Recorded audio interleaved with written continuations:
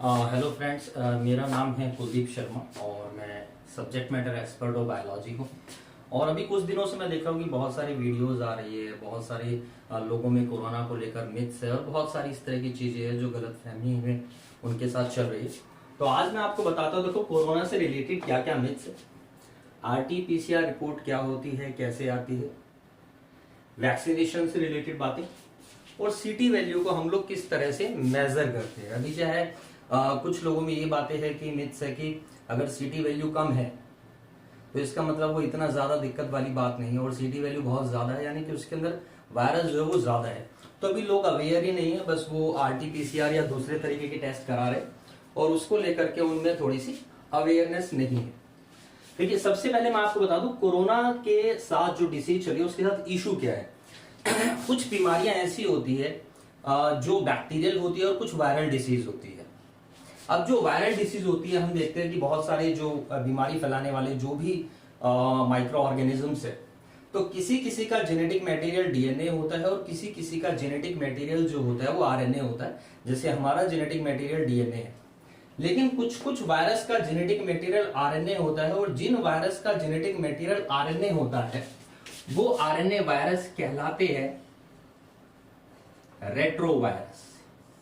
तो कोरोना के साथ सबसे बड़ा इशू ये है कि बेसिकली ये एक रेट्रो वायरस है जिसके अंदर RNA पाया जाता है। और अभी जो भी टेक्नोलॉजी है, जो भी मॉनिटरिंग है, जो भी एनालाइज हम लोगों ने करा है, तो RNA के रिस्पेक्ट में जो हमारे पास इंफॉर्मेशन है वो कम है with respect to the DNA। ठीक, तो अब हमने क्या किया, DNA से RNA बनाने की प्रोसेस को बोला जाता है ट्रांसक्रिप्शन। ठीक है, और RNA से DNA बनाने की प्रोसेस को बोला जाता है RT यानी कि रिवर्स ट्रांसक्रिप्शन, जिस टेस्ट को हम बोलते हैं RT-PCR। ठीक है, अब हमने क्या किया, जो हमारे पास कोरोना का वायरस था हम लोगों ने उसको जब आइसोलेट किया तो वो RNA था। अब हमें कैसे पता चला कि वो RNA है? देखो, DNA जो है वो तीन चीजों से मिलकर के बना होता है, एक शुगर होती है, एक फॉस्फेट ग्रुप होता है और तीसरी चीज होती है नाइट्रोजनस बेस। तो DNA के अंदर AGCT नाइट्रोजनस बेस पाए जाते हैं, जबकि RNA के अंदर AGCU पाए जाते हैं, T की जगह U। तो हमने जब उस वायरस को आइसोलेट करा तो हमने देखा कि उसका जेनेटिक मटेरियल RNA है। कैसे पता चला? क्योंकि उसके अंदर नाइट्रोजनस बेस AGCU थे। अब ये बड़ी समस्या है क्योंकि RNA के रिस्पेक्ट से हम कैसे मॉनिटर करें। तो हमने क्या किया, RNA से DNA बना लिया। अगर छोटा सा सेगमेंट अगर मेरे को मिल जाता है, मान लीजिए छोटा सा सेगमेंट है RNA का, तो एक टेक्नोलॉजी होती है जिसको मैं बोलता हूं PCR यानी कि पॉलीमराइज चेन रिएक्शन, जिसके थ्रू मैंने इसका एक बड़ा सेगमेंट बना लिया। ठीक है, अब ये जो बड़ा सेगमेंट बनाया मैंने RNA का DNA में कन्वर्ट कर दिया, यानी कि reverse transcription with polymerise chain reaction के थ्रू हमने DNA बना लिया जो डबल स्टैंडर्ड होता है। अब हमने क्या किया कि कोई भी जो भी पर्सन है, तो फर्स्टली हमने उसका सलाइवा लिया, उसके सलाइवा के थ्रू हमारे पास वायरस का जो है वो RNA आ गया। उस RNA को RT प्रोसेस के थ्रू यानी रिवर्स ट्रांसक्रिप्शन के थ्रू हमने DNA में कन्वर्ट कर लिया, और फिर उस DNA को एनालाइज किया। किस DNA से? जो इस वायरस का DNA हम लोगों ने यहां पर बनाया था RT-PCR प्रोसेस के थ्रू। और अब जब मैंने एनालाइज किया with respect to covid genome, मान लीजिए ये जो है DNA हमने उस RNA से बनाया है जो कोरोना का है, तो हमारे पास हमने देखा कि उसकी जो स्ट्रक्चर है वो कुछ कुछ इस तरीके की आ रही है। एक सैंपल है मान लीजिए, और ये इस तरह की स्ट्रक्चर है। अब हमने इस जीनोम का, इस जीन सेट का, इस RNA के वायरस का सेट का एक नाम दे दिया। एक सेट, एक स्ट्रक्चर देखने को मिली ORF3A, एक स्ट्रक्चर देखने को मिली ORF3B, एक स्ट्रक्चर SCML। ये नोमेनक्लेचर होता है, उसमें मैं नहीं जाऊंगा। तो ये हमारे पास जीनोम सेट आ गया। अब जो भी इन्फेक्टेड पर्सन है, अगर उसके DNA के सेट को हमने जब आइसोलेट किया, सलाइवा में से उसका RNA मिला, उसको DNA में कन्वर्ट किया, और वो DNA अगर इस जीनोम से मैच करता है तो इसका मतलब कि टेस्ट जो है वो पॉजिटिव है। सबसे पहली बात तो ये। अब टेस्ट के अंदर देखने को मिलती है हमारे को CT वैल्यू। देखो, ये CT वैल्यू क्या होती है? CT वैल्यू मतलब कि cycle threshold value. Threshold value क्या है? मान लीजिए कि यहां पर ये चीज रखी है, मार्कर है, और मुझे इसको उठाना है, तो इसको उठाने की जो, या इसको खींचने की जो ताकत है वो थ्रेशोल्ड वैल्यू कहलाती है। इस बात को समझिए आप। तो साइकिल थ्रेशोल्ड वैल्यू जो है वो डिसाइड करता है एक तो इन्फेक्शन स्प्रेडिंग रेट को, कि इन्फेक्शन जो है कोई भी जो भी पॉजिटिव पर्सन है वो कितना तेजी से और कितनी जल्दी इन्फेक्शन को फैला सकता है, और दूसरा वायरस लोड को। ठीक है, अब क्या है कि कुछ कुछ लैब्स ने इसकी सीटी वैल्यू का एक पैरामीटर डिसाइड कर रखा है, किसी ने 24, किसी ने 40, किसी ने 50। तो जो सबसे पहले वाला कोरोना था लास्ट ईयर वाला, तो उसमें क्या था, आरटीपीसीआर की जो बेसिक वैल्यू थी वो 24 रखी गई थी। इसका मतलब कि फर्स्ट साइकिल में, सेकंड साइकिल में, या आप कह सकते हैं कि जैसे इस मार्कर को उठाने में जो ताकत लगानी पड़ी है, तो यानी कितनी बार मैंने एफर्ट्स मारे तब जाकर के मेरे को यहां पर कोरोना वायरस जो है वो इस जीनोम के अंदर देखने को मिला। तो लास्ट टाइम 24 से अगर नीचे है, यानी कि 24 टाइम से कम एफर्ट्स मैंने मारे हैं, तो वो वायरस लोड हो चुका है बॉडी में। अब लेकिन क्या है कि ये जो वायरस है आरटीपीसीआर टेस्ट में इतनी आसानी से आ नहीं रहा है, तो इसकी वैल्यू बढ़ा दी, अलग अलग लैब अपने लेवल पे इसी की स्केल लेकर के चल रही है। तो अब जो सीटी वैल्यू होती है वो inversely proportional to corona virus load होती है, यानी जितनी सीटी वैल्यू कम कोरोना वायरस के लोड बॉडी के अंदर उतनी ज्यादा है, और जितनी ज्यादा सीटी वैल्यू कोरोना वायरस लोड जो है वो बॉडी के अंदर उतना कम है। मैं एक एग्जांपल से समझाता हूं। मान लीजिए किसी की सीटी वैल्यू 5 है या 10 है, 20 है, 29 है, 40 है या 44 है, तो अगर उसकी सीटी वैल्यू 5 आ रही है, तो इसका मतलब कि इनवर्सली प्रोपोर्शनल है कोरोना वायरस लोड के, यानी कि कोरोना वायरस लोड जो है वो सीटी वैल्यू के इनवर्सली प्रोपोर्शनल, यानी कि अगर सीटी वैल्यू कम है तो इसका मतलब कोरोना वायरस लोड जो है वो बॉडी में ज्यादा है, यानी कि कम एफर्ट्स मारने पर ही एक तो कोरोना वायरस मिल गया, और दूसरी चीज उसका जो इन्फेक्शन स्प्रेडिंग रेट है वो ज्यादा है। ठीक, अगर सीटी वैल्यू 29 आ रही है, 44 आ रही है, तो इसका मतलब 40 टाइम्स ज्यादा मैंने एफर्ट्स मारे हैं तब जाके कोरोना बॉडी के अंदर मिला है। इसका मतलब कि इन्फेक्शन स्प्रेडिंग रेट कम है और यहां पर वायरस लोड भी बॉडी के अंदर कम है। लेकिन इस सीटी वैल्यू से कोई फर्क नहीं पड़ता है, क्योंकि जेनेटिक मटेरियल आरएनए है और आरएनए के अंदर कैपेबिलिटी होती है अपनी रेप्लिका बनाने की, तो ये 2 दिन में, 3 दिन में, 4 दिन में चेंज भी हो सकती है अगर इसका ट्रीटमेंट ना हो तो। ठीक है, अच्छा, अब एक जगह आपने देखा होगा किसी रिपोर्ट के अंदर आरटीपीसीआर टेस्ट अगर आप करवाते हैं तो उसमें ई जीन की वैल्यू लिखी हुई जैसे 29.20, तो इसका मतलब कि 30वीं साइकिल, जब 30 साइकिल हुई, यानी 30वें एफर्ट्स में मेरे को ये वायरस मिला है, आरडीआर की जीन 31.70। अब ये क्या चीज होती है, तो ये सिर्फ आरएनए स्पेसिफिक वायरस को आइडेंटिफाई करने के अलग अलग तरीके हैं, मतलब इनका भी सीटी वैल्यू ही है। ठीक है, अब जैसे मैंने बताया थ्रेशोल्ड वैल्यू है, तो एक ग्राफ है मेरे पास, यहां पर हमने थ्रेशोल्ड वैल्यू की स्पेसिफिक वैल्यू डिसाइड कर लीजिए, मान लीजिए, और हमने अब यहां पर देखा कि थ्रेशोल्ड वैल्यू के रिस्पेक्ट में सीटी वैल्यू से कम आ रही है, तो इसका मतलब कि वायरस का लोड कम है। लेकिन अगर वो ज्यादा आती है, मतलब विद रिस्पेक्ट टू ग्राफ, इस वैल्यू से जाइए, तो हम देखते हैं कि वो थ्रेशोल्ड वैल्यू को पार कर रही है, यानी कि कम आ रही है, तो इसका मतलब ये है कि वहां पर वायरस लोड ज्यादा है।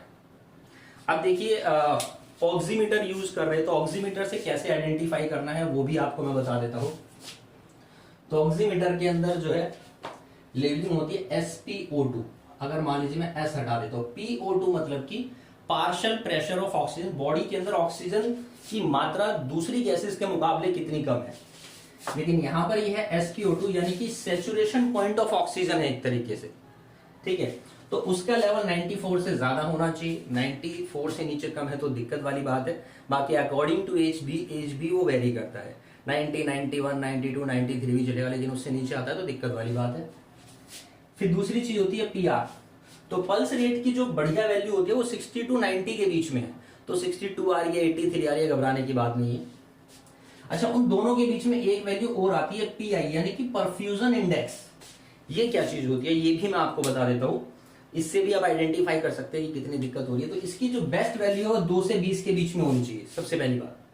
अब अगर 0.5 से नीचे आती है तो यानी वो बेकार है। अब ये होता क्या है, इसका मतलब ये कि हम जो ऑक्सीजन है जो हम इनहेल कर रहे हैं वो हमारी बॉडी में कितना डीप तक जा रही है, हमारी नसों के अंदर कितना जा रही है। अगर वो इसके बीच में है तो यानी कि ठीक है, लेकिन अगर रेट इससे कम होता है तो इसका मतलब ऑक्सीजन हमारी बॉडी की हर एक सेल तक नहीं पहुंच रही है।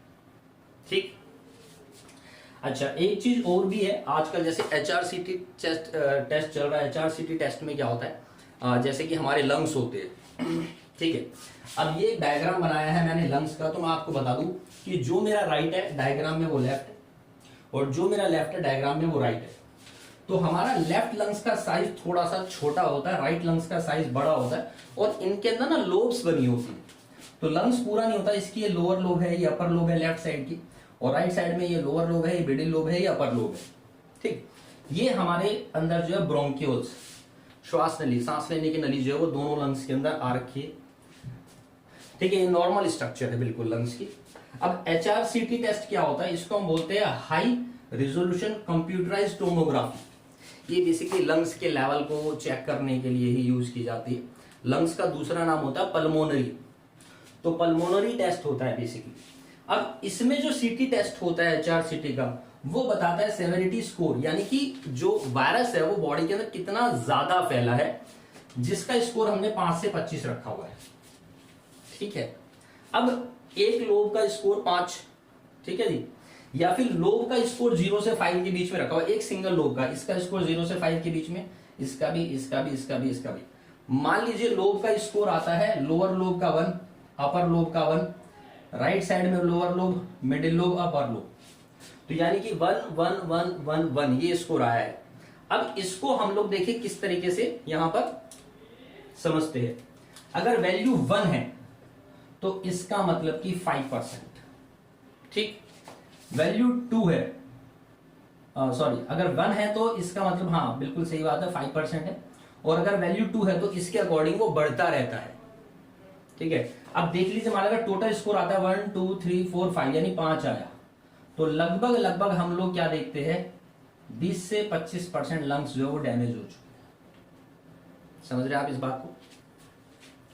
तो लोब का स्कोर अलग होता है, पूरे लंग्स का होता है। अब जैसे अगर वायरस की मैं आपको बताऊं, इसकी जो टाइप्स है कोरोना वायरस की, वो 4 तरीके की हमारे पास डिसीज है यहाँ पर। एक तो प्राइमरी कोरोना जो लास्ट ईयर था, वो इतना ज्यादा हार्मफुल नहीं था। अब जैसे बहुत सारे लोग बोलते हैं, बहुत सारे डॉक्टर्स की भी वीडियोज मैंने देखी है कि नॉर्मल जुकाम खांसी है। हाँ बिल्कुल है, नॉर्मल खांसी है, जुकाम है, इसमें कोई दिक्कत नहीं है, बट समस्या है कि लंग्स के ऊपर ही अटैक कर रहा है इस बार। ठीक है, तो उसको ट्रीट करना बहुत जरूरी है। तो प्राइमरी कोरोना में दिक्कत नहीं थी, वो पहले वाला था। अब ये न्यू स्ट्रेन कोरोना जो है वो लंग्स को डैमेज कर रहा है, पहली चीज।